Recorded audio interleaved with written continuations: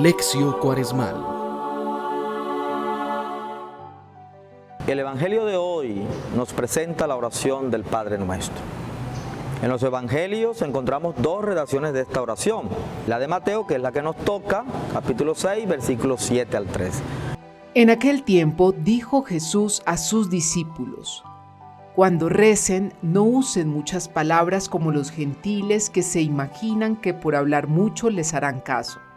No sean como ellos, pues su Padre sabe lo que les hace falta antes de que lo pidan. Ustedes oren así: Padre nuestro que estás en el cielo, santificado sea tu nombre. Venga a nosotros tu reino. Hágase tu voluntad así en la tierra como en el cielo. Danos hoy nuestro pan de cada día. Perdona nuestras ofensas, como también nosotros perdonamos a los que nos ofenden. No nos dejes caer en tentación y líbranos del mal. Porque si perdonan a los hombres sus ofensas, también les perdonará su Padre Celestial. Pero si no perdonan a los hombres, tampoco su Padre perdonará sus ofensas. Palabra del Señor. La redacción de Lucas es más breve y trata de animar a las personas que se están iniciando en la vida de la oración. Por su parte, la oración del Padre Nuestro en Mateo hace parte del Sermón de la Montaña, que es el gran discurso de Jesús que va de los capítulos 5 al capítulo 7. Es el primero de los 5 grandes discursos de Mateo. Toda la oración del Padre Nuestro comienza con una invocación y 7 peticiones.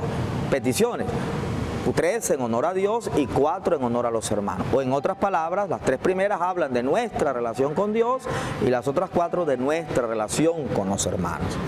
Al inicio Jesús critica a aquellos para quienes la oración se convierte en una mera recitación de palabras mágicas o palabras fuertes dirigidas a Dios con el propósito de que pueda atender nuestras necesidades, de que nos escuche. El Papa Benedicto XVI, en su libro Jesús de Nazaret, en la primera parte del bautismo a la transfiguración, nos dirá: todos nosotros conocemos el peligro de la recitación de fórmulas resabidas, mientras el espíritu parece estar ocupado en otras cosas, como si no hubiera profundidad. Quien reza debe saber que el propósito fundamental es la búsqueda del reino. La acogida de la oración por parte de Dios no depende de nuestras necesidades personales, depende de la bondad de Dios, que es amor y misericordia. A propósito de esto, el Papa Francisco ha inaugurado el año de la oración para que nos preparemos para el jubileo del año 2025 y desea que nos revitalicemos en este aspecto fundamental de nuestra vida, la oración, el encuentro personal con el Señor. Pero sigamos con la oración del Padre Nuestro. Iniciamos con esta expresión: Padre Nuestro. Con ello ya sabemos la forma con la que Jesús se dirige a Dios.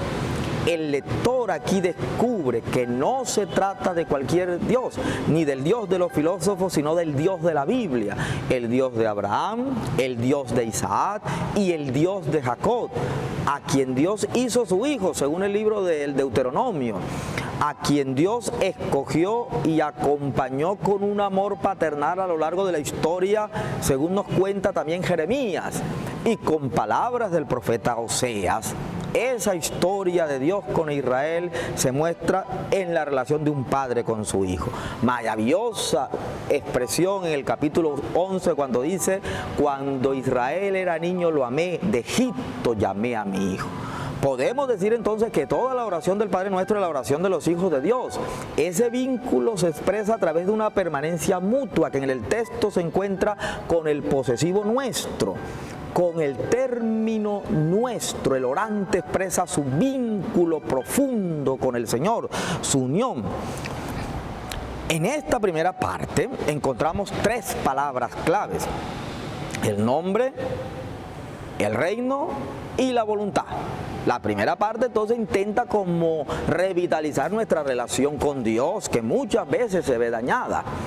Podemos decir que para poder revivir esa relación con Dios, Jesús pide la santificación del nombre de Dios que aparece en el Éxodo, en el contexto de la liberación de Egipto.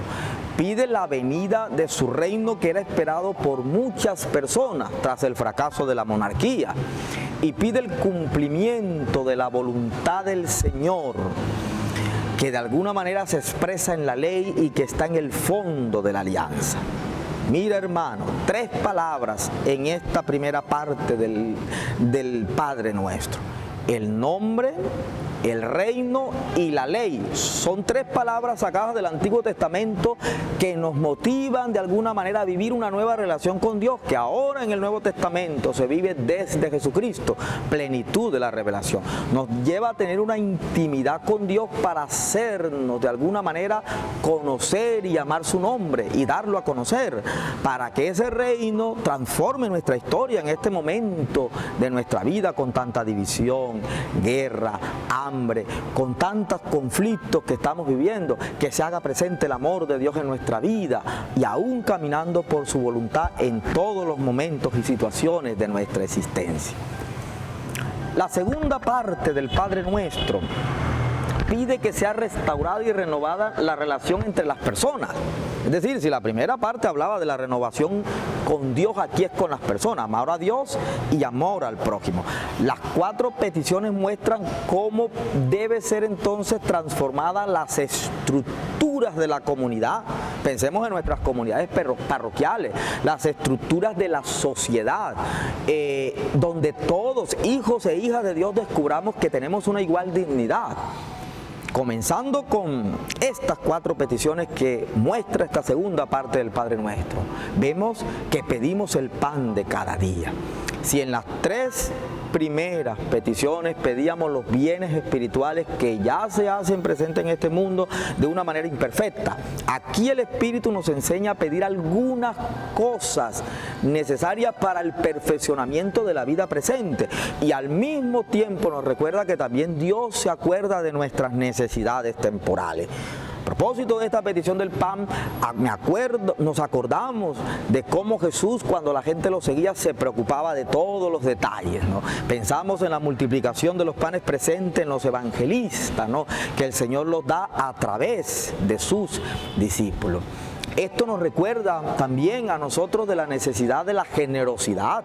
El Papa Francisco, hablando del hambre en el mundo, acudía al recuerdo de los niños que viven en los países que están en guerra, de los niños que están hambrientos, por ejemplo en Siria, o de los niños que viven en aquellos países donde no hay pan.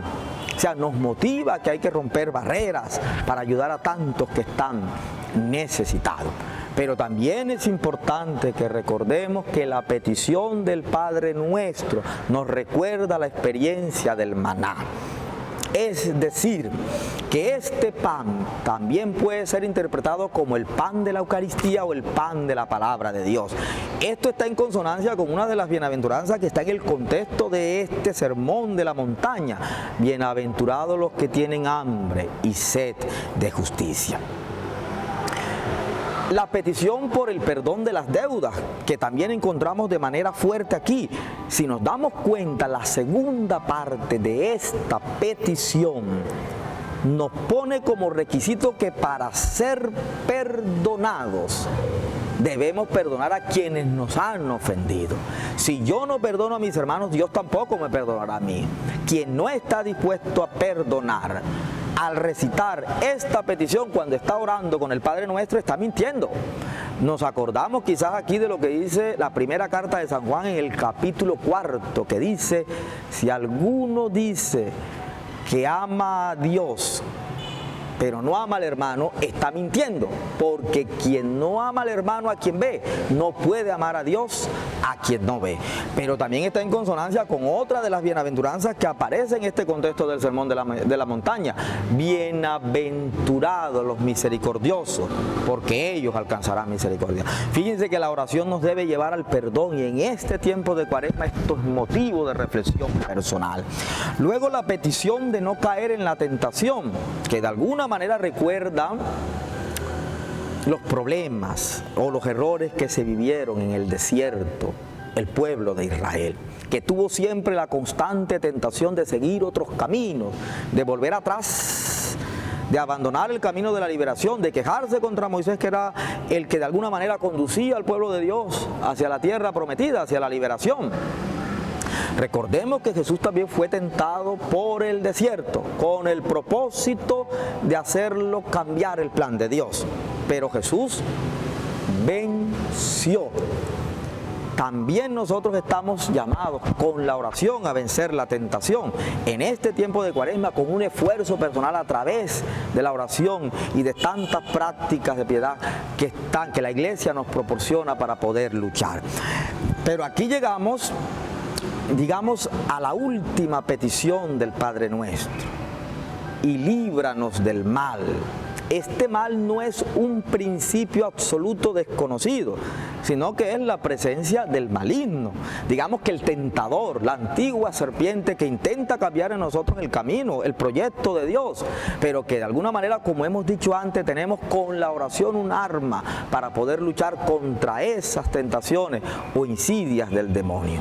Pidámosle pues al Señor para que a través de su gracia nos fortalezca en nuestra vida espiritual y que al acercarnos a Él a través de la oración podamos tener verdaderamente un encuentro personal que cambie nuestra vida, que nos ayude a amar a nuestros hermanos, que tengamos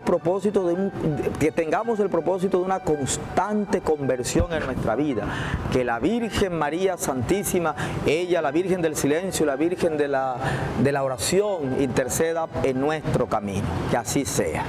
Conferencia Episcopal de Colombia.